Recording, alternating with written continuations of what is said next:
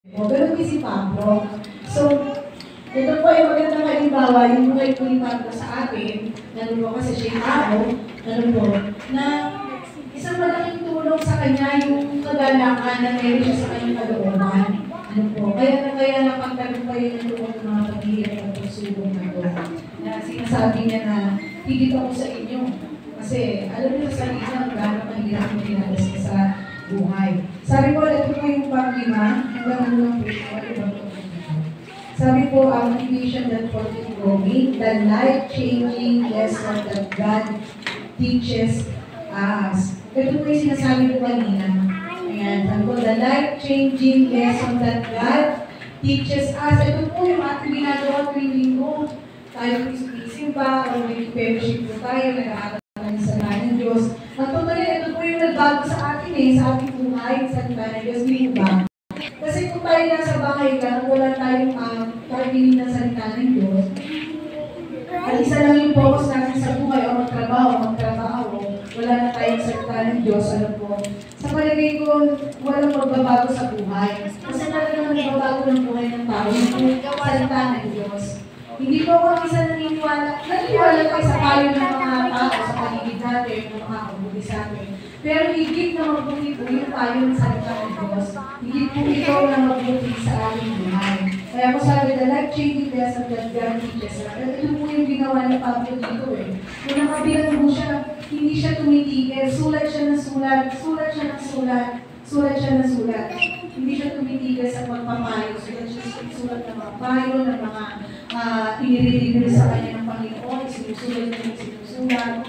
May mga nakaupo lang siya doon sa isang sulat siya ng sulat, review ng Panginoon, sulat kami siya ng sulat, Sasabi ko dito, dahil pinupuskus ko naman ng Espiritu si Pablo na siya nasa kulungan.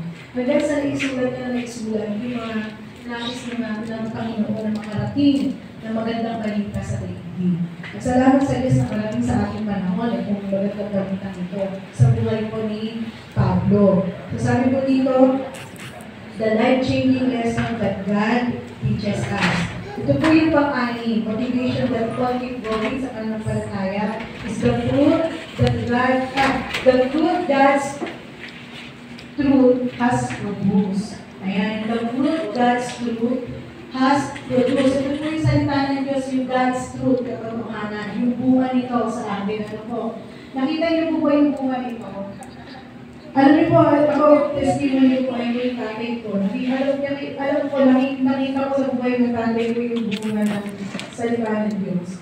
Kasi ba, hindi naman sisimba tatay ko kung hindi rin bunga yung salita ng Diyos sa palooban niya Alam mo, hindi na po yan at magkakasaya ng panahon para makinig. Kasi naandun yung bunga ng salita ng Diyos. So, maliwanag po yun na the fruit of God's truth has produce. Nagbubunga po yung salita ng Diyos sa ating buhay, sa pagkikilig ng hindi pwedeng walang bunga. Magbubunga po yan. So ito po, number 7 po. Sabi po, the courage to keep going, Ito po yung the vision of the cross always before us. Ito po yung Panginoong Jesucristo kung saan napako siya sa krus ng Kalbaryo. Ito po lagi natin yung aalalahan ito. Wala kang ngayon sa kinatatayuan mo kung hindi dahil sa Panginoong Jesucristo na napako sa krus.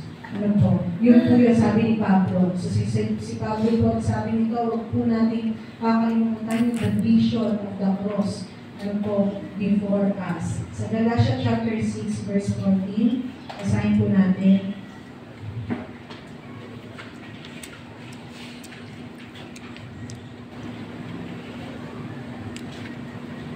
Galatians chapter 6, verse 14. May napanood po ang movie dati niya sinapili ko lang yung buhay Pablo ng mga apostol. Nung unang salita ni Pablo sa kanila na magiging miyembro na si Pablo ng mga apostol. Yabang na yabang sa kanya si Pedro Sina Peter. Kasi nga iba siyang magsalita, iba yung lakas na loob na meron siya. Nayayabangan sa kanya yung mga apostol. Kasi masyado siya magsalita si Pablo. Ano po sabi sa Galatians chapter 6, verse 14? Sabi po dito,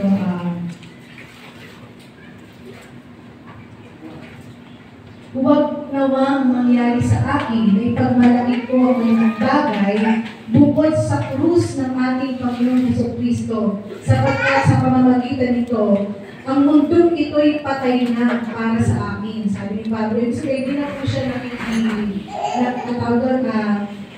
nakikiride all ba? Sabi mo, ang mundong ito'y patay na para sa akin, at ako na may patay na rin sa mundo. Ano po? So, ibig sabihin, wala na sa kanya yung mga bagay-bagay na nangyayari dito sa mundo. Basta ang focus niya, may pangalan niya yung salita ng Diyos, ano po, kahit ano yung paghihirap na naranasan niya, wala na sa kanya yun eh. Kasi yun yung nagiging laban ng buhay namin ngayon. Takot tayo minsan masaktan, ano po? Takot tayo minsan masaktan, minsan may mga panahon na takot tayo magutom. Sino ba hindi matatakot magutom? May ginutom na magutom, wala pa naman ah. Ano po? So, lalo na kung sa ating mga anak, diba? Tayo ay sobrang nagugutom, tayo ay nagugutom. Pero marami ng paraan ng Diyos. Marami ka din paraan ng po, ibibigay ng Diyos sa iyo.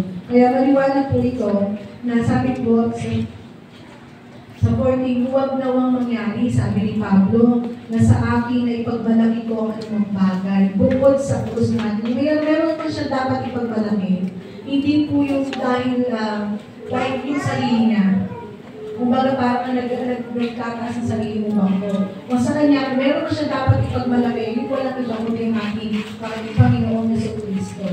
So, ito po yan na naman, sa ito po tayo matatapos. Sabi po dito, the reward God has promised us. Ito po yung pangwalo. God told you po, yung sa kanya pa ng parataya. The reward God has promised us. Sabi po dito, God has 1,000 ways to reward us. Napakarami pong paraan ng Panginoon para i-reward tayo. Gumawa ka ng mabuti sa kapwa, may reward yun, hindi maaaring wala. Nag-alaga ka ng maraming taon sa apo mo, pinulungan mo yung anak mo, naalagaan yung apo mo, may reward yun. Nagtingod ka, kumanta ka ng kumanta, simula ng bata ka, may reward yun. Sa palagay ko po, kung ako ng bata pa ako, ay nandito na rin po ako sa GCBN, bata pa ako.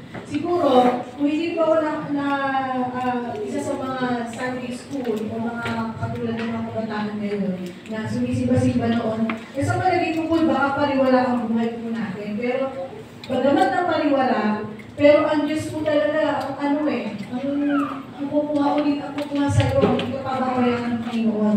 Talagang bibigyan ka niya ng reward kapag talagang lumapit ka sa Panginoon. So, sa bawat mabubuting ginagawa po natin, may reward doon, hindi maaaring wala.